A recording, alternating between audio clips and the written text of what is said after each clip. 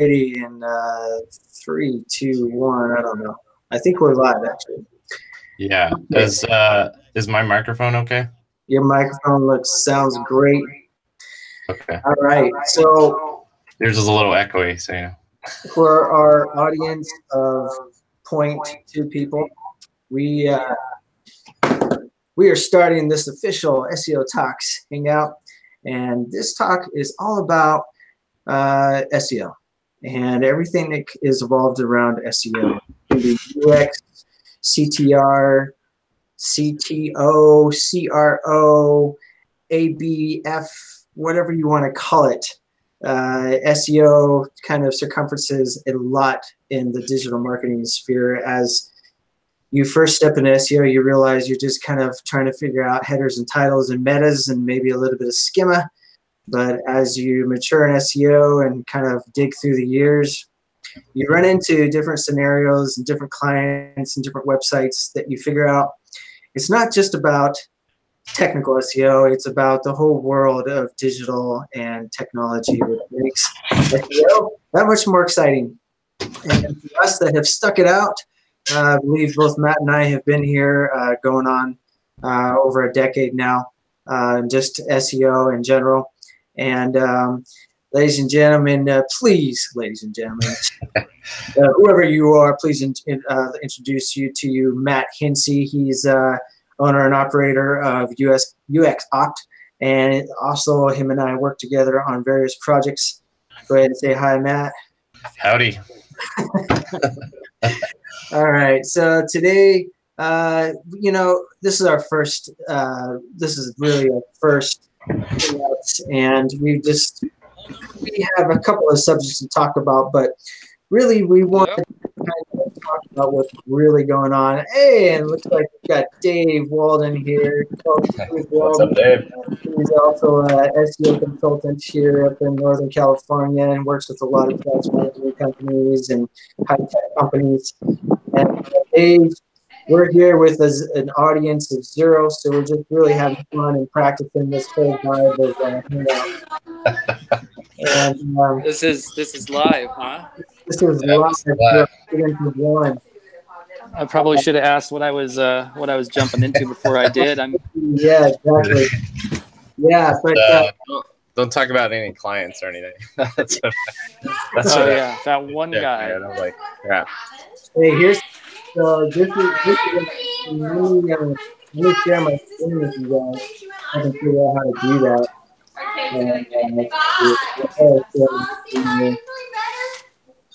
Yeah, screen share. Let me share my screen with you. Can you guys see my screen? Yeah. Look at this shit show right here. This is going on. Readiness SEO. So check this out. Like you go. Of course, this is tailored to my location, but still, I just wanted to show this. Readiness SEO. We live in a small, geolocation. There might be 100,000 people in Reading, maybe 120 if you include the outskirts. But look at this. These guys right here. If I go down here, look at this. Look at this. Readiness SEO, IRG marketing, and then you look at the meta. We've got some links going on here, but look at this. I'm going to click on this, and this is a very interesting thing that's going on. There's absolutely no content on this page, but it's still ranking. In fact, this website had a double listing about 6 months ago, so the algorithms have naturally sharpened up a little bit, but it's still got this listing. There's absolutely no content on this page. What do you guys think about this one, huh? Yeah, it looks like Dave's gone, but yeah, that looks pretty. So all they have is I see the title there, and then they have the H1, if that's an H1, yeah, and that's it. Looks like just a scraped WordPress. Yeah, look at the page title. All it says is Readiness SEO. Yeah. And then it's in the URL. And then what is this? Let's look at this thing. What is this? Yeah, it's an H1.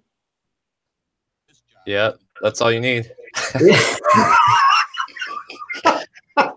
So there you have it, folks. That'll get you on page 1 for anything SEO. You can start up your own SEO agency, no problem. And you can tell all your clients that all you really need to know is 3 things in SEO. Did you do the backlink report on this or anything? Yeah, let's do it here. Let's do a backlink report on just this page. Why not? Why not?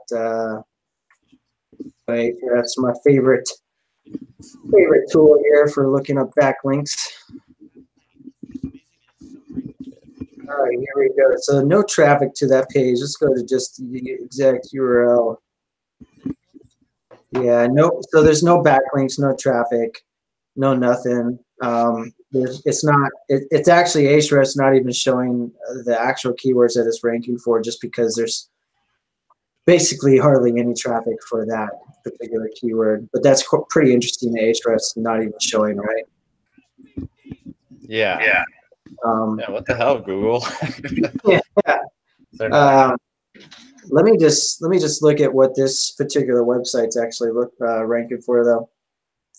So this particular website, nothing special. It's really not getting a lot of traffic. So it appears that this is just a bug in search. Yeah, maybe do the inner pages have a lot of content? I don't know. But we're not looking at a lot here. So they're also ranking for writing web design. Look at that. Branded real estate, some seriously random. Let me look at this page.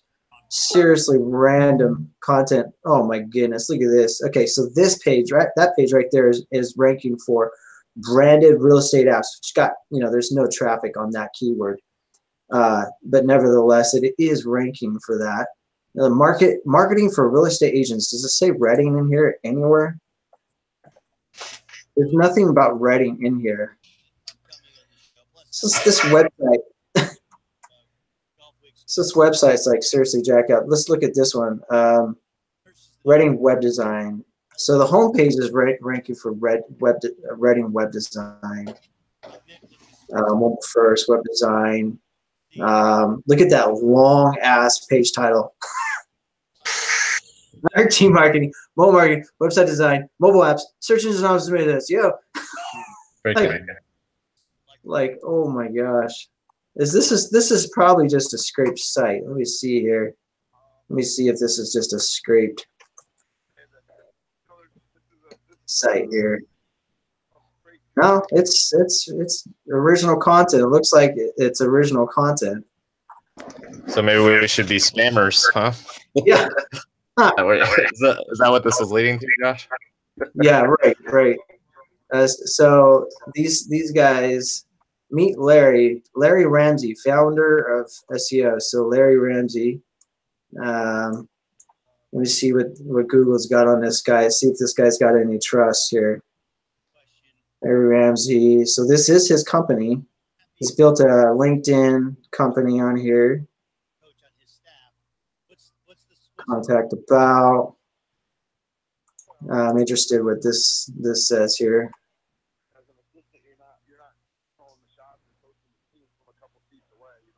San Diego, 500 connections. SEO marketing. I wonder if he's got, so he does have his website on his LinkedIn profile. That could actually be giving, what kind of keyword, what kind of backlinks this website? Yeah, it might be a fake person though. It might be just a persona. Right. Here's some of this backlinks. Here's some of the anchors, web design. I'm not claiming that, for the record. Yeah. I don't want to get sued or by this guy or something. No. I'm sure this guy's a great guy, but just really what we're doing is just dialing in why this website would be ranking and finding any trust classifiers around it to support why Google would be showing these crazy results, right? With no content. I mean, have you ever seen such a thing? Have you ever seen a page actually ranking on just no content? Like there's no content in the body other than a header one. Yeah, I have. Yeah. Since 2011, there was a lot of whole search engine was like that. Not the whole search engine, I'm exaggerating, but there was a lot of bad results. But I mean, specifically though, with no content in the body though. I don't actually no know. content. That is pretty bad. Yeah.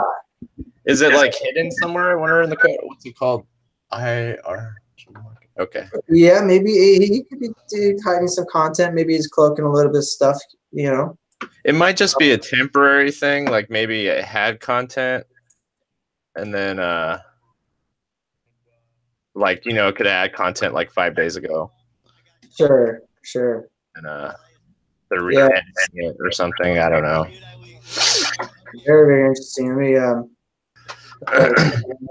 check out this YouTube channel and see.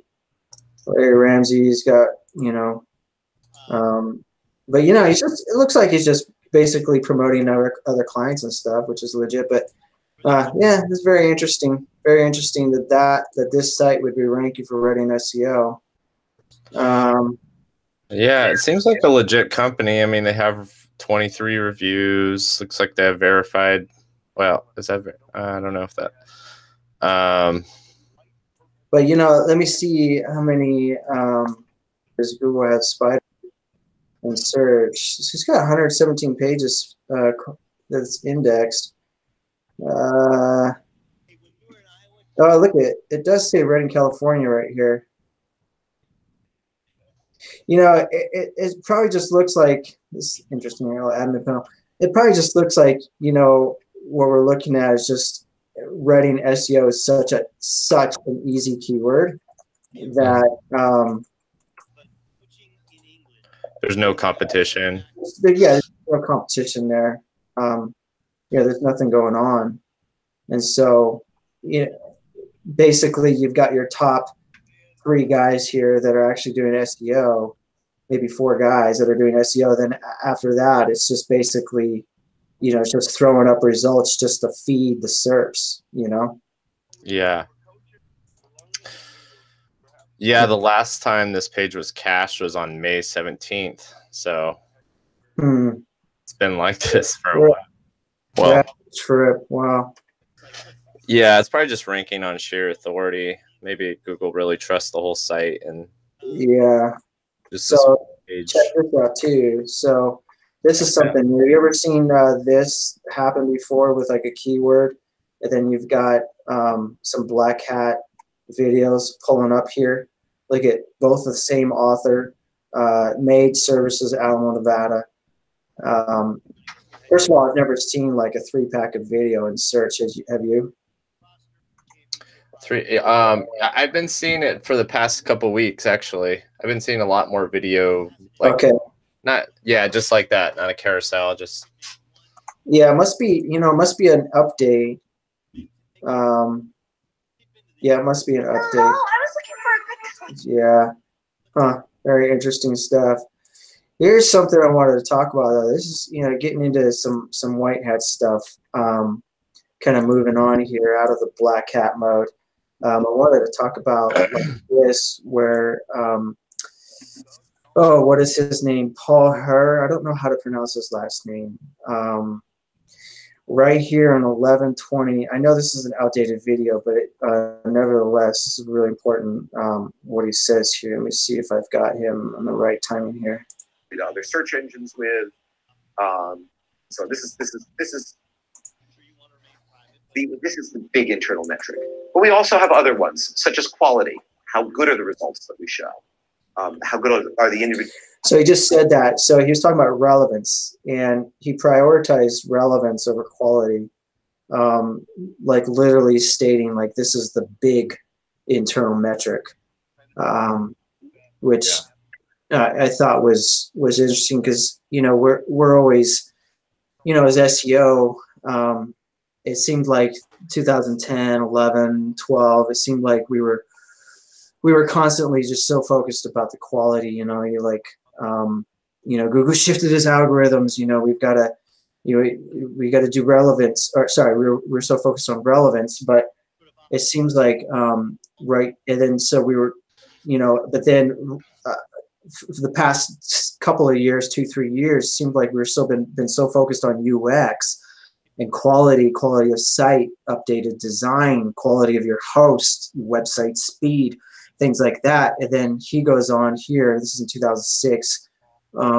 saying that the core, you know, I'm kind of paraphrasing here, but core algorithm importance is really about relevance, which I guess, you know, if you really think about that, it ties into, it really does tie into UX. Yeah, and I think it's just it's all integrated, and you know, there's quality and relevance. It's all together. That's what Google wants, both. So, but I guess, yeah. So you're thinking that it's one is prioritized over the other. Like you're thinking because how he listed it, he's kind of more thinking they're pushing more for relevance. Is that what you're? Yeah, I mean, well, in this video, it absolutely made it sound like it was that like relevancy was a key metric to top rankings. Yeah. Over quality, but I imagine like, and you know, he was saying like, you know, when they're doing split tests, they can run into a lot of issues when one thing means the exact opposite.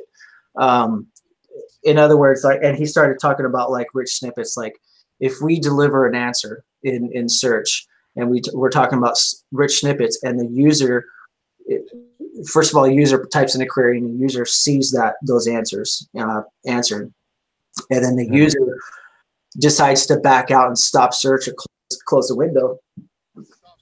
A, was the question answered, or B, was the question not answered, and then the user just, what did the user do next after that? So, and then them being able to either track or not track what happened to the user after that point is what can actually bend the type of rules that they set into place with their algorithms as far as providing answers in search. It's really interesting.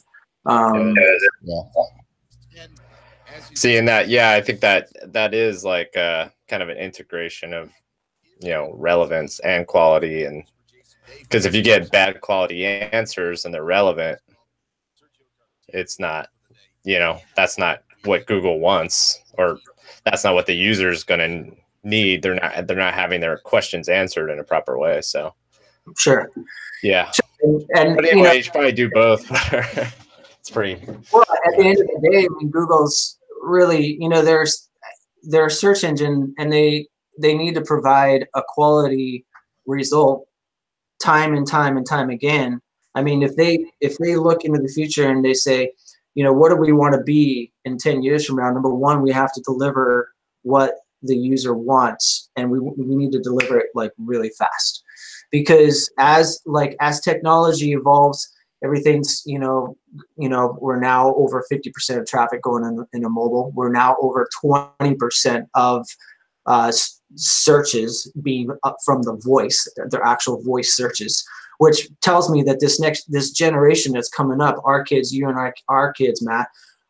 I mean, my son comes home and he's on my computer and he's doing voice search. That's all he does. What is a Pagani? What does a Ferrari LaFerrari look like? You know, like things like that. I mean, he's doing like voice search.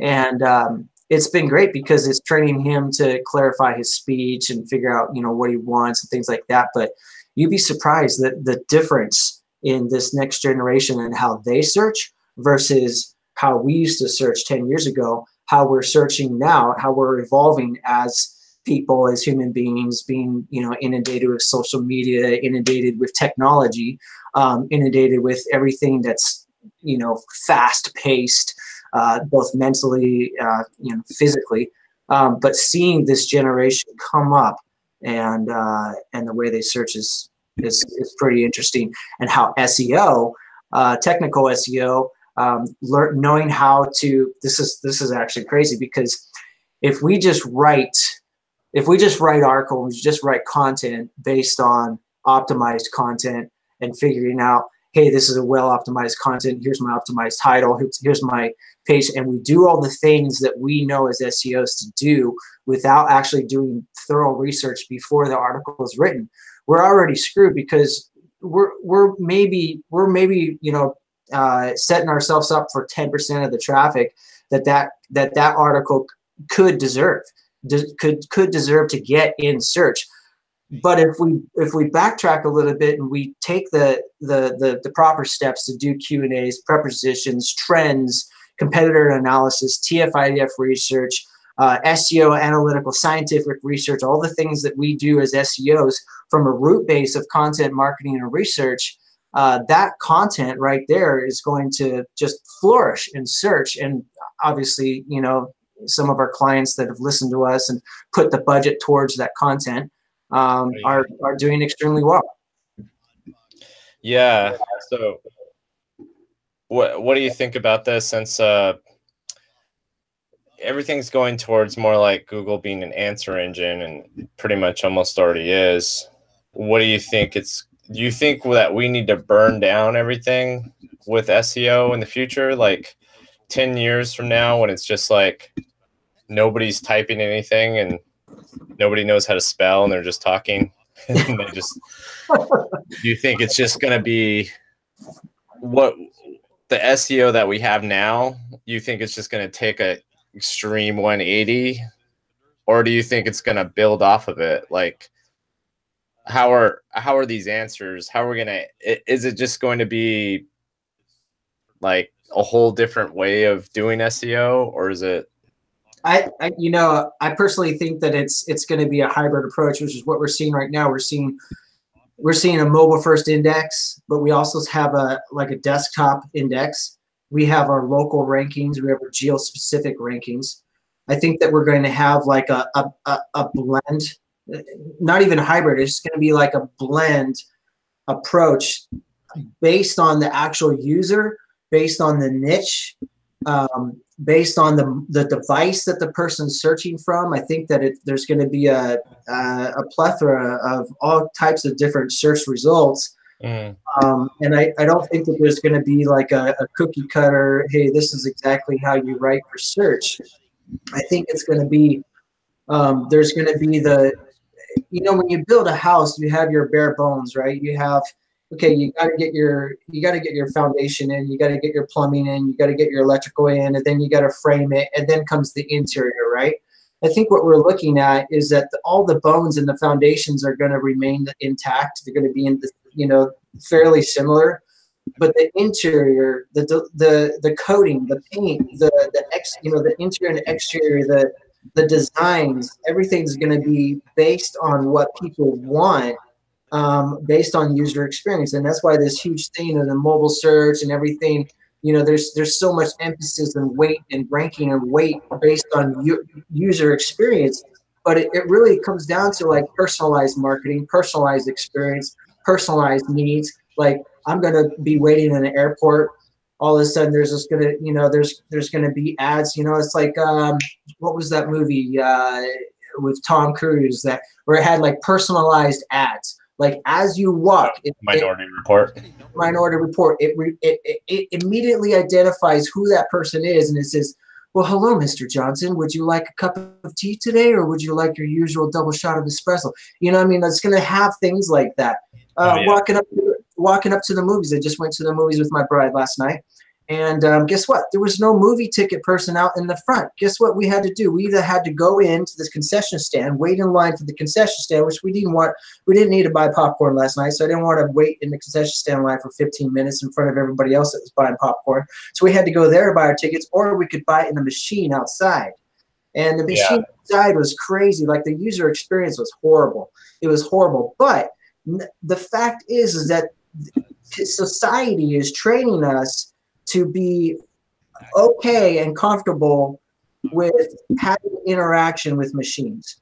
And as this evolves, we'll be able to walk right up to the movie theater and be like, good evening, Mr. and Mrs. Johnson. Which movie are you going to watch today? And we'll be talking to an actual, like an AI, being. Yeah. And being, I don't know if that's the right word, but what was that movie that just came out with Chris Pratt and what's her name, Jennifer Lawrence?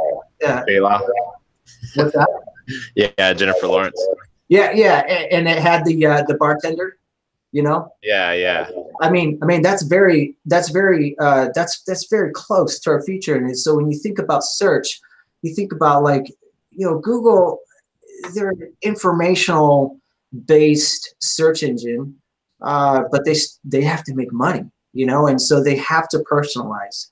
And that's how I think what their whole goal is like, this user experience was perfect for this niche, but it does not apply to this niche over here. Absolutely not.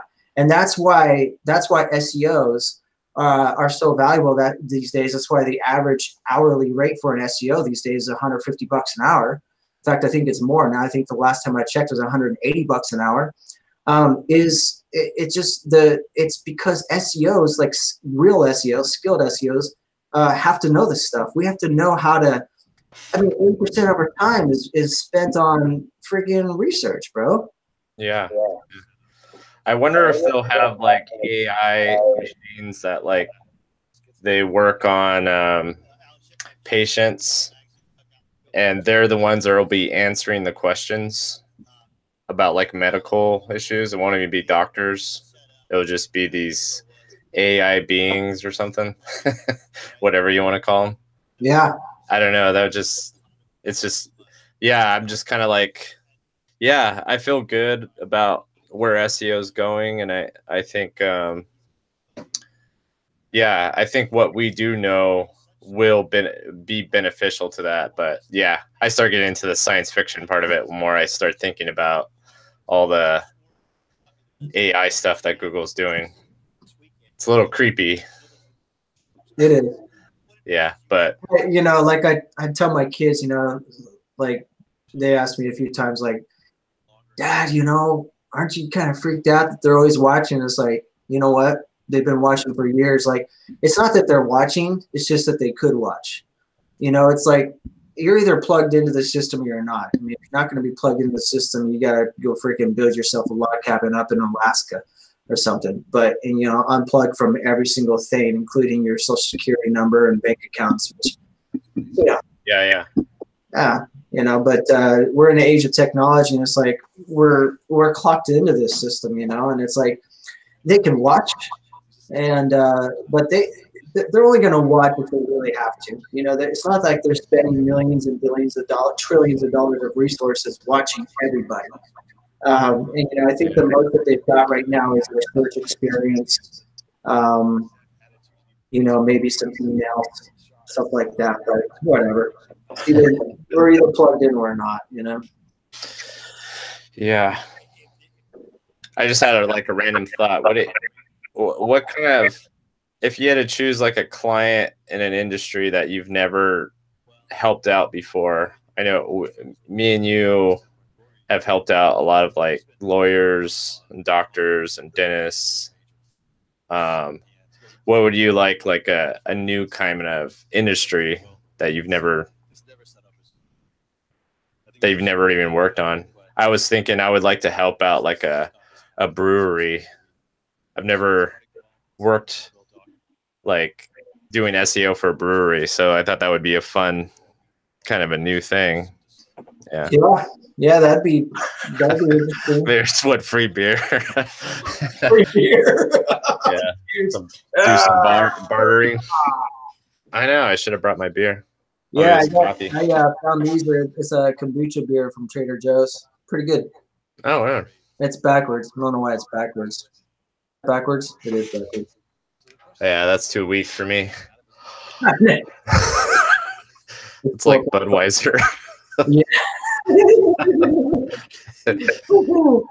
Yeah, I mean, SEO, like Dream, I would say that Dream SEO would probably be for me something I like doing. I keep somebody asked the question the other day on Black Hat versus White Hat show with Josh Brzezinski, and they were saying, you guys all seem like you're, you guys are experts, but you guys all seem like you serve clients, but you don't really have your own sites. What the heck is wrong with that? And to me, like, my reply was like, dude, you're right. Like, there is something big time wrong with that. But it's just, we kind of got stuck into the realm of like servicing clients, and that's like our seed money, and breaking out of that and like creating projects but I think the misconception is like, if we have our own project and we build our own website and stuff, it's just like a magic button that we push, but there's still a ton of overhead. There's still a ton of time, you know, and that's what people don't get, like the misconception of like, yeah, you're not just ranking a site if you're doing it on your own. You're also ranking for your own business. You're trying to, like, if you rank your own product, then you gotta deal with shipping or Amazon or white labeling, all those things that come with selling products or services or whatever. Yeah, I mean, essentially, you know, you open up an affiliate site, you're opening up a new branch of business. You know, it's a brand new department. But not to mention, like, my point was like, it's not 2010, 11 SEO anymore. It's not. We can't just launch a bunch of bots and solve captchas all day and expect the traffic and the money to roll in, you know? It's like, it's hands-on these days. It's hands-on. It's real technical, and analyzing. It's looking at where the traffic's coming from. How do we convert that traffic? Content is extremely expensive unless you're writing it on your own, and even if you're writing it on your own, it costs time, and time is money. So yeah, that's kind of been the thing that we've been stuck in. It's like, you know, we keep servicing as clients and, you know, making these clients succeed and helping them look good, and, you know, for whatever it is per month that we charge them, or if we're charging the agencies because we white label. But it's like, at the end of the day, freaking SEO is, you know, we're having to man up and like put our hands on it. You know, it's not a bot that we're just firing up, throwing in a proxy, you know? Right. Definitely. Yeah, that's kind of made, that's what I was kind of thinking about SEO today. SEO can kind of make you feel a little insecure because you never have the feeling like you know everything, but you feel like you have to know everything to rank a website, but you don't really have to know. I mean, you can rank a website if you know the major things to do, but it just feels like I'm always trying to learn everything I can learn about SEO, and I can never get to it. There's always something new that comes on, like, you know, like a few years ago when semantic search came on, you're like, oh crap, what is this? It sounds all scary. And then you're like, well, I'm not an expert anymore. Yeah. You know? It just feels like there's something around the corner that's going to happen like that. But if you stick to those core things, you know, they work, you know, just like that general thing that the engineer was talking about, just relevance and quality. You stick to those things and you test what works and you keep on going for it. But it's just like, yeah, I think especially when you become a new SEO, I could just feel that I think a lot of new SEOs get like pretty discouraged by that. Like, wow, there's just a mountain to climb. But it's like when you climb that mountain, there's like 5 more mountains, you know? Well, so. I mean, I think that's, you know, all the more the value of an experienced veteran SEO, because I know we keep harping on this, but it's like, how many times have you and I gone back and forth like, crap, man, how are we going to bring in like a Padawan, you know? How the heck are we going to bring in somebody in-house to help us with technical SEO? And it's like, shit, you know? It's like, it's like you can teach them a meta, you know, I was like, okay, let's start with the basics, you know, this is how you do this. But then that actually doesn't really work if you apply that over here in this niche, because this niche, you need actually this. And oh, by the way, Google just came out with an update, and all those rules that we used to follow are actually meaningless now, and they don't really matter. You can have your title tags longer now, and like all this crap. It's like, the frick. Yeah, and that's just on-page SEO. And when you get to link building, that's probably more complicated. Link building is a pretty crazy world these days, you know. Like, I think the amount of time and energy to build a relationship with somebody that's actually got clout that can plug you into an article like on Forbes and TechCrunch and things like that is like, Yeah, it's crazy. Yeah, it's crazy. I mean, you know, even to go out and buy those types of links these days, like some people are selling like Forbes links now for like $2,500 a pop. It's crazy. Yeah. So I was thinking that I don't even do link build anymore, but I was thinking about like the best backlink there could be. And I think if you could get a backlink for a national client, you want to have really good authorship. You want your site to be authoritative and have good content.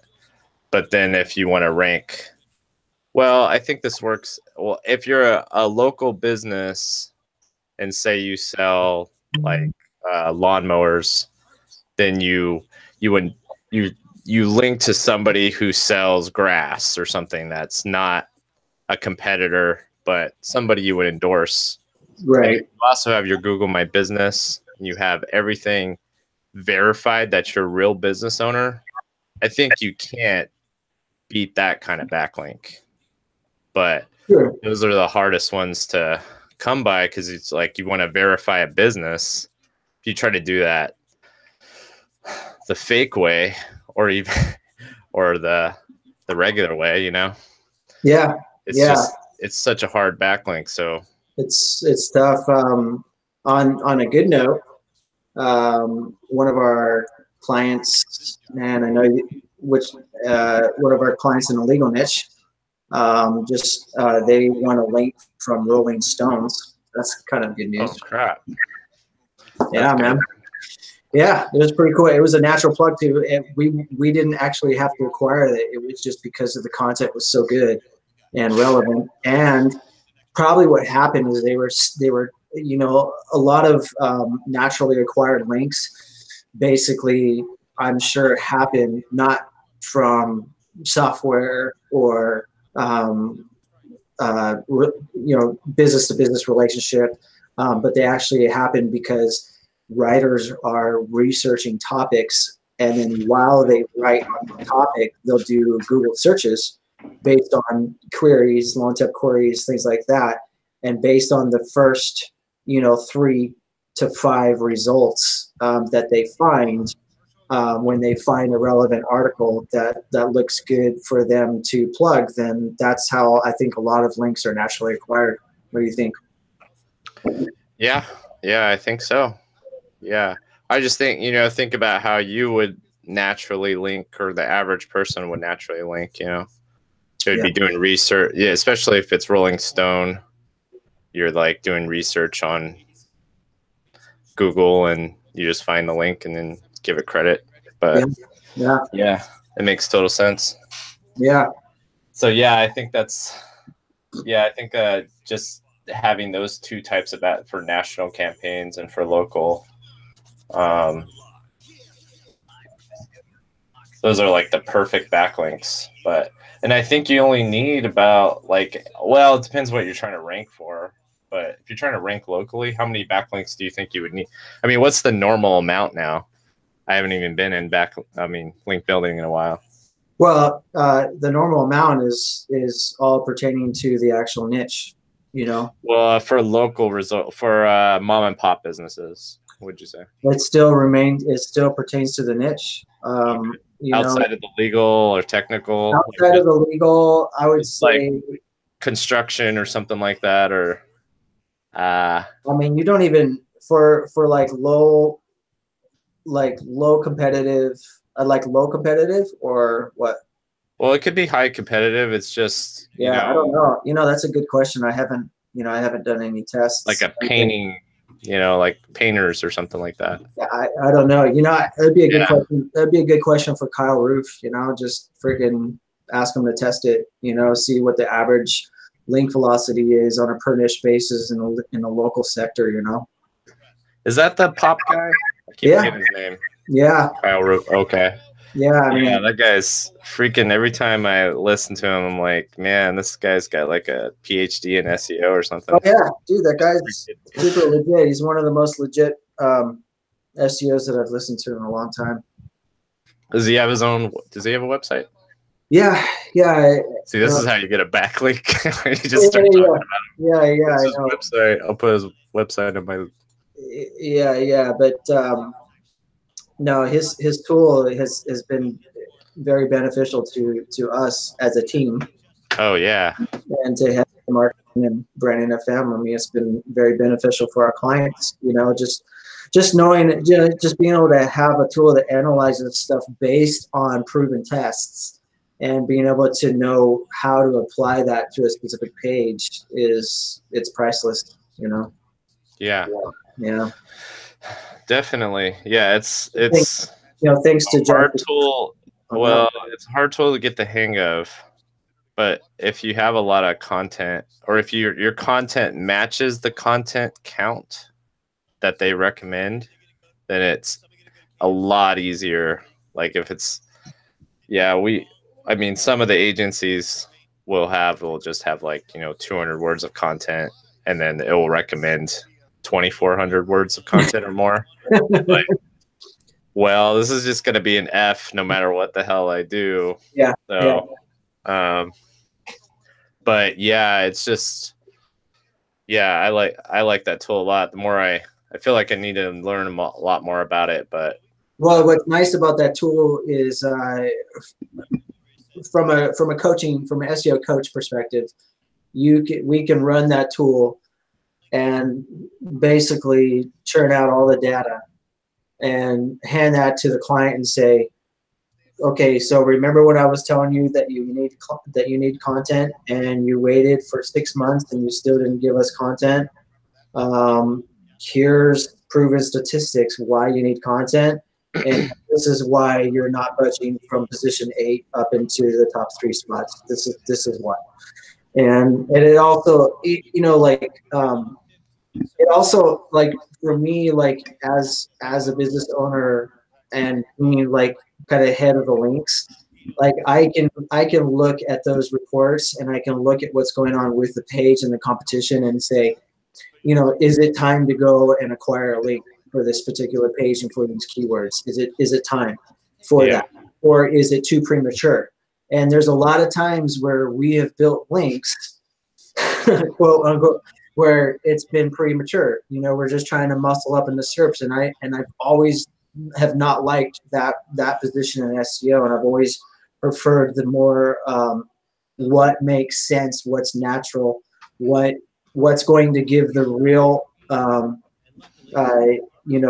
effect, towards the energy that we put into the campaign for the client, and that way we don't get into this big mess of like, man, we just spent 10 hours of SEO on your website this month, and we only moved the Richter scale this much. Like, I would rather say, hey, we spent an hour and 20, we spent 80 minutes on your website, and we knocked this shit out of the park. Like we did some significant difference for you.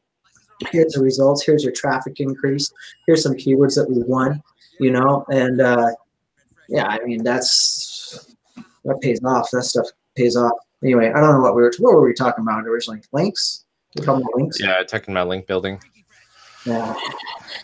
Yeah. Let's see. Trying to blink. There was something I was going to talk about with link building. I was thinking about, since I've been watching more of the Josh Bushinsky. Yeah, is that how you say his name? Bushinsky? Bushinsky. Yeah. I watched a couple of those, and like he mentions like the black hat versus white hat, and I was thinking, what I would just offer my clients, just like is, if I'm gonna have like white hat services, that's what I generally would do. I would generally do white hat SEO, but I'd be okay with doing black hat SEO if it's okay with the client. I was just thinking where I would kind of, because black hat SEO is just more like high risk. Sure. I don't think it's immoral So like Google will say it's immoral, but Google's not Jesus. Google's not God. I don't think it's an immoral thing to have just because it's called Black Hat SEO. I just think if the client is willing to roll the dice and risk it and make some good money in a short amount of time, then yeah, there's nothing wrong with that. I don't know. It was just a kind of a random thought I was thinking about. Well, I mean, you know, a lot of what we do in SEO it's really hard to determine if it's actually truly white hat. I mean, under the Google guidelines, it's like anything to do with trying to manipulate Google search. It's kind of, I'm paraphrasing, but it's basically what it says. And yeah, to Google on-page SEO is SEO. That's all there is. Sure. So, well,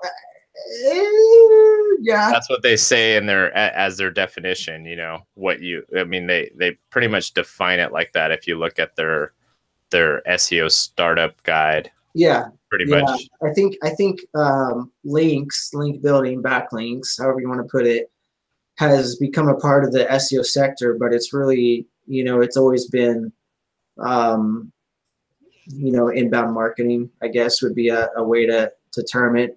I know that specific term was coined by the founder of HubSpot, but it's kind of like, you acquire a link because you got freaking awesome content and somebody wants to reference you because you're a badass, and I think if Google could go back and build their search engine on,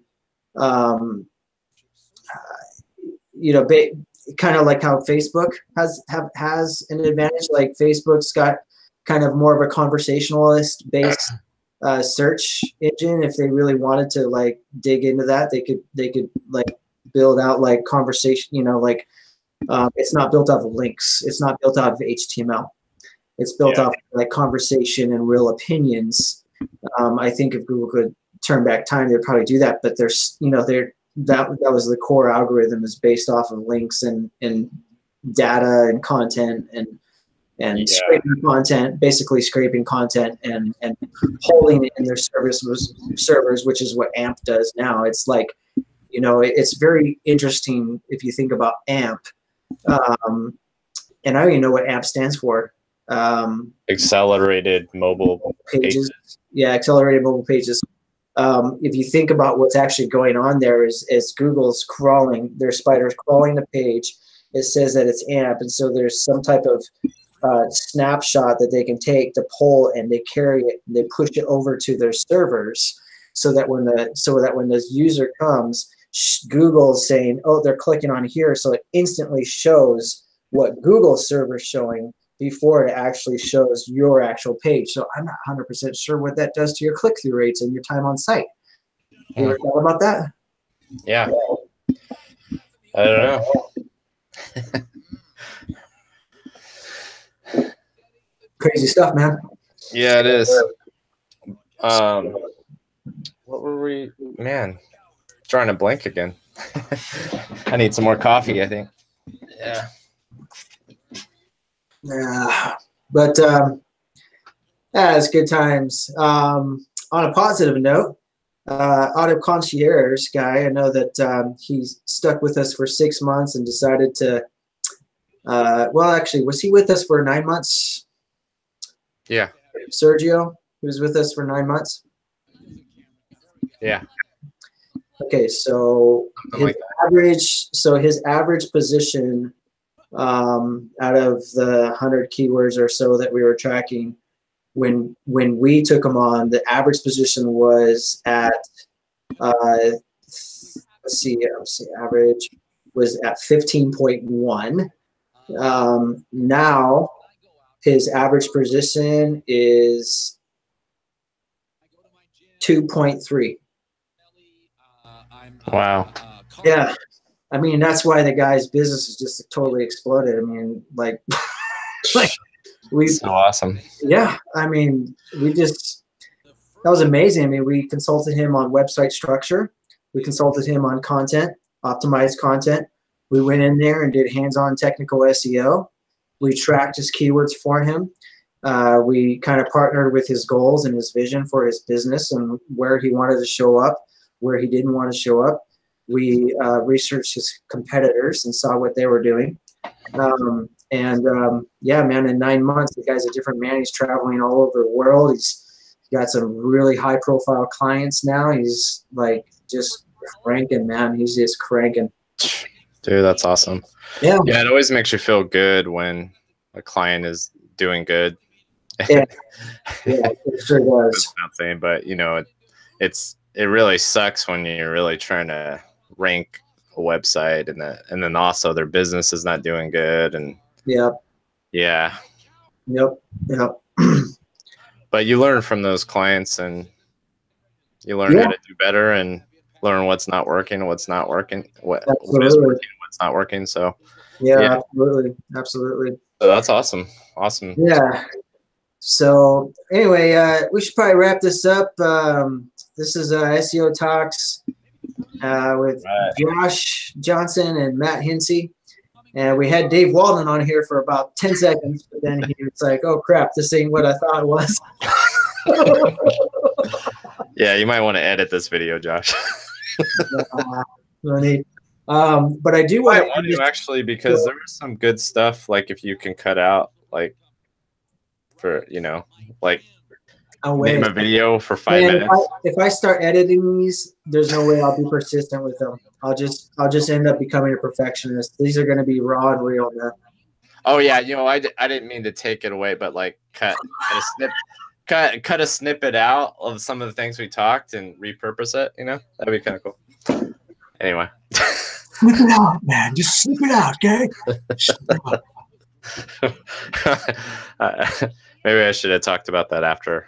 Well, hey, to end this show, I want to make it a tradition. Well, I don't know how many times we can do this because there's only so many tools out there. But I'd like one of us to vote to see which kind of tool we'd like to share. So this week's SEO tool that we'd like to share with you is, Matt, do you have a tool? I don't have a tool. Let me check. Well, obviously the one we talked about, the pop tool. Well, how about this? How about let's just share Ahrefs for the people who are just getting started in SEO. Ahrefs, obviously, if you're an SEO, experienced SEO, you've heard of this tool like a gazillion times. But Ahrefs will be our tool that we share this week because we showed it and we used it just a little bit. We didn't really dig in, but a lot of people prefer SEMrush. Some people prefer SpyFu. We prefer Ahrefs because Ahrefs is awesome. And they continue to pump out content that's very knowledgeable, very authoritative, very helpful on how they use their tool. They don't try to suck you into webinars like SEMrush does. No, I do like SEMrush, but I just prefer Ahrefs because I'm in there every day. And yeah. So Ahrefs is our recommended tool. SEMrush, I hate it. I hate the people that work there too. I was joking. I'm watching Cobra Kai. Yeah. Oh no! Yeah, crap! No, I'm just kidding. I don't even know SE. I've used it a little bit. Probably should have used it more, but yeah. I like Ahrefs better. I do too. I prefer Ahrefs. You can research content. You can find out which keywords are ranking. You know, like what pages are ranking for which keywords. You can dial that in. There's a lot of strategy involved around Ahrefs. But speaking of, maybe next week we'll talk about some strategy using Ahrefs. Maybe that would be a good little play for our next week. But all right, we're going to wrap this up to our 0 viewers. Officially 0 viewers. This is our first show. Well, that's typical, isn't it? But hey, this is Josh and Matt signing out, and you guys have a wonderful weekend, and I'll see you in the SERPs. Bye-bye. All right. See ya.